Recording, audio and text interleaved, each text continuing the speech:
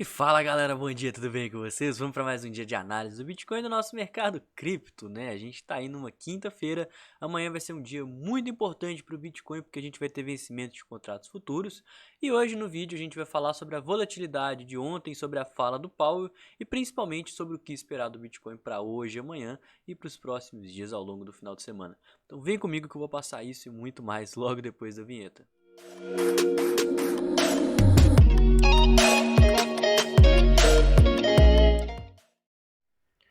Pessoal, já cortando aqui para o nosso order book, temos umas coisas super importantes aqui para a gente ficar de olho.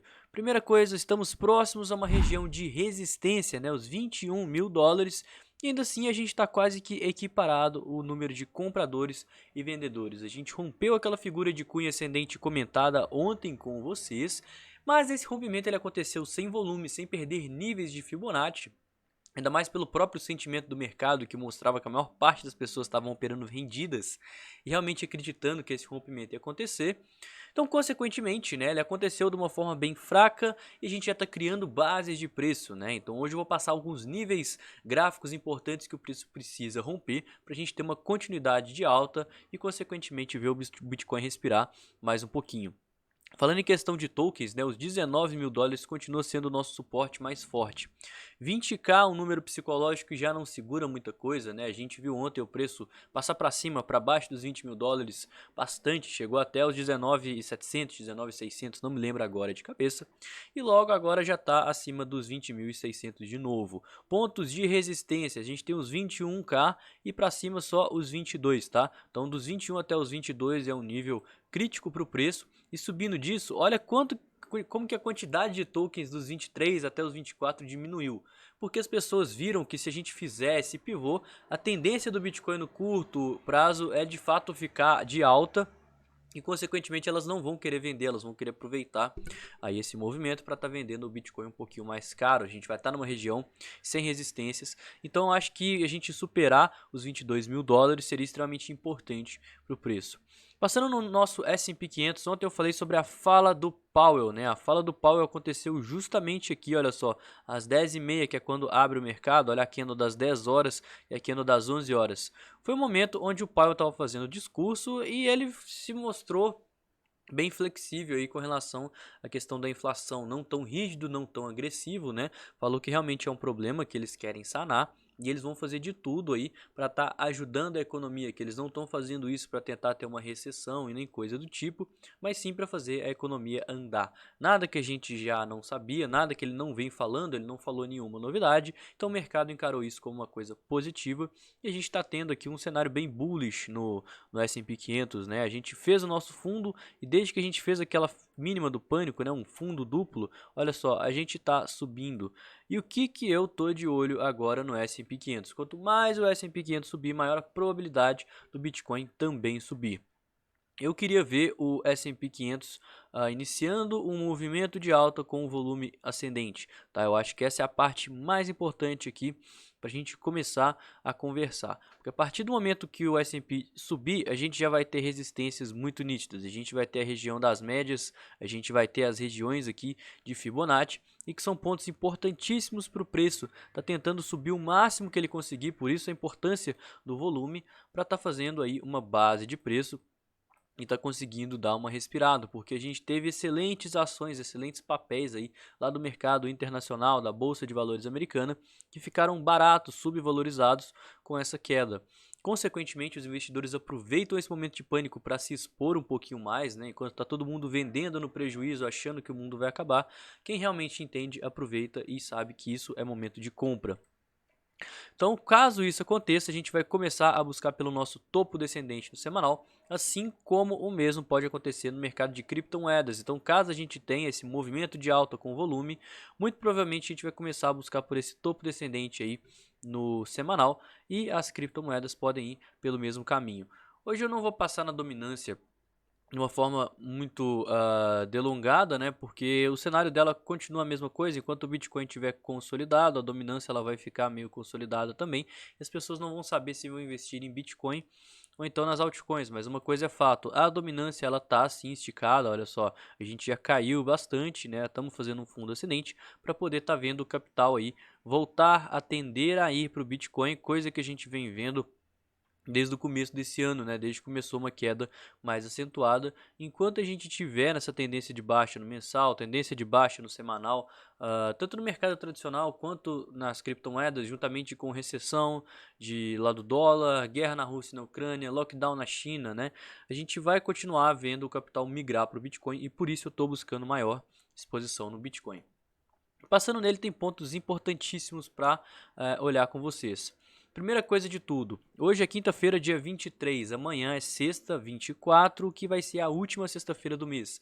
Toda última sexta-feira do mês a gente tem vencimento dos contratos futuros, isso costuma causar volatilidade, tá? Então, fiquem atentos amanhã, porque obrigatoriamente as pessoas que abriram posições de trimestrais, né, os contratos eles são fechados automaticamente, quem tem essa posição aberta. Então, quando muitos contratos são fechados, a gente pode ver ou o preço subir ou então o preço cair, dependendo de como essas pessoas estão operando. Por isso, aguardem volatilidade. Passando no cenário de ontem, né, deixa eu apagar aqui e fazer tudo de novo. A gente tinha uma cunha ascendente no gráfico de 1 hora. Essa cunha ascendente ela estava muito nítida, eu passei aqui para vocês. Primeiro sobre essa linha de tendência. Essa linha de tendência da cunha aqui é extremamente importante para o preço romper, para ele invalidar essa cunha.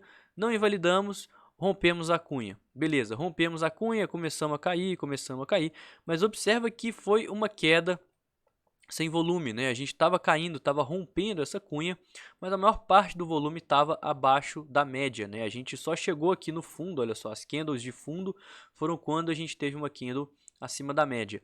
E por que que essas candles de fundo que tiveram um volume considerável? Porque essas candles de fundo coincidiram com região de Fibonacci, olha só, foi justamente aqui no 382, que é um ponto que o mercado gosta de utilizar como bases de suporte e também de resistência. Então a gente tem um fundo importantíssimo que é a região aqui dos 382. Para primeiro, né, eu acho que o preço ele não deveria e nem poderia perder. Tá, eu acho que se ele começasse a fechar abaixo desse fundo, seria um sinal negativo, ao meu ver, porque significa que o mercado ele está medroso. Então agora a gente tem esse ponto como nosso ponto principal aqui de suporte, tá? E é esse ponto aqui que eu vou ficar de olho, a região dos 19.800 até os 19 mil dólares, tá? Eu acho que até a região dos 19 mil dólares é saudável para o preço segurar, porque a gente, além de ter um número psicológico que tem muito token aqui nos 19k já pré-alocados, a gente tem regiões de Fibonacci que são bem importantes. Caso contrário, né, caso a gente realmente rejeite esse fundo e comece a subir, a gente vai ter alguns cenários bem bacanas de estar olhando.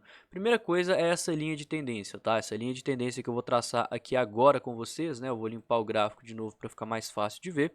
Essa linha de tendência eu acho que é o primeiro ponto aí que o preço precisa estar superando, né? Essa linha de tendência ela também forma uma linha do pescoço, numa figura de ombro, cabeça e ombro invertido. Então, caso a gente rompa essa linha de tendência e consequentemente a região dos 21.500, a gente vai ter uma maior probabilidade de continuação aí desse movimento. O que eu queria ver? Esse rompimento, essa pernada de alta com o volume crescente. Isso significa que o mercado está interessado nesse movimento de alta e também, né, nessa figura de ombro, cabeça-ombro invertido.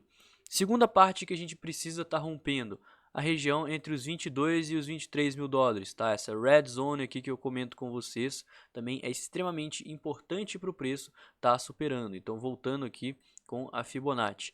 Seria um cenário extremamente saudável porque a gente teve um movimento impulsivo, abrimos um bom espaço para a formação de um fundo ascendente.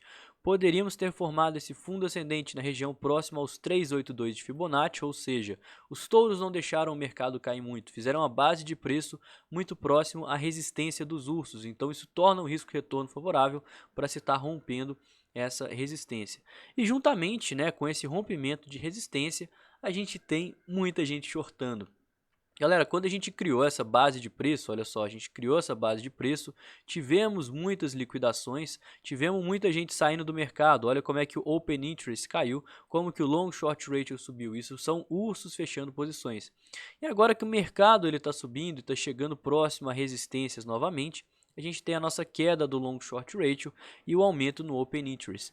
Então o mercado ele está predominantemente vendedor. Quando o mercado está predominante vendedor, ou seja, a maior parte das pessoas aí apostando num cenário de baixa, apostando que o Bitcoin vai cair, é muito provável que o contrário aconteça. Então isso é mais um indicativo de que a gente pode estar vendo o preço romper essas regiões aqui de resistência, né, romper essa linha do pescoço aqui desse ombro, cabeça e ombro invertido e consequentemente está seguindo a nossa tendência de alta. E isso nos leva às nossas considerações finais, né, porque sim, a gente está muito esticado, a gente está caindo há vários dias, estamos longe da região das médias, mas topo descendente formado, a gente pode estar formando um fundo ascendente e se a gente romper, a gente vai fazer o nosso pivô de alta aqui no gráfico diário, né? E isso caracteriza o início do nosso topo descendente no gráfico semanal contra os 48 mil dólares, né? Na verdade, 48 não, nossos 32 mil dólares. Qualquer coisa abaixo dos 32 mil dólares é um topo descendente. Então, a partir de agora, o mercado ele começaria a corrigir, né? Voltar próximo aqui à região das médias e seria uma excelente oportunidade para a gente estar buscando fazer algumas parciais das posições que a gente tomou aqui, justamente para reduzir o nosso risco e aproveitar também para colocar dinheiro no bolso. Duas probabilidades, ou a gente faz esse pivô no diário, que eu acho que face ao sentimento do mercado é uma probabilidade relativamente grande aí de estar acontecendo, né? A gente faz esse pivô aqui e vem testar níveis mais altos aqui desse range entre os 23 e os 28, né? Olha só como é que o nosso VPVR ele tá bem pequenininho aqui, tem um gap quase. É uma região onde o preço foi pouco negociado, logo tem pouca gente presa e consequentemente menos resistência.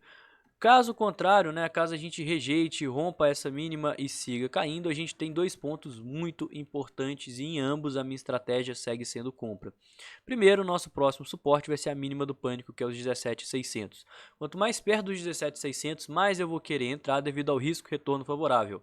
Rompemos os 19.600, vou querer tomar stop nessas posições que eu estou tomando aqui, porque a gente tem maior probabilidade de continuação desse movimento de baixa e eu quero estar com o capital disponível para estar comprando. Então a questão de análise do mercado não é saber prever o futuro e sim analisar o que pode acontecer para o preço e ter uma estratégia para caso aconteça. Se o preço cair, você tem que ter uma estratégia. Se o preço subir, você tem que ter uma estratégia. Se o preço seguir consolidado, você tem que ter uma estratégia. E assim a gente vai conseguindo ter lucros de forma consistente, segura e conservadora aqui no mercado mais volátil e arriscado do mundo. E o vídeo de hoje foi esse, espero que vocês tenham gostado. Se não me conhece, não conhece o canal, se inscreve, deixa o like, comenta, compartilha com quem você acha que vai gostar, porque isso ajuda demais e me motiva a estar sempre produzindo cada vez mais conteúdo. E no mais, eu vou ficando por aqui, tenha uma excelente quinta-feira, amanhã a gente está de volta com mais vídeos aqui no canal, e tamo junto galera, valeu!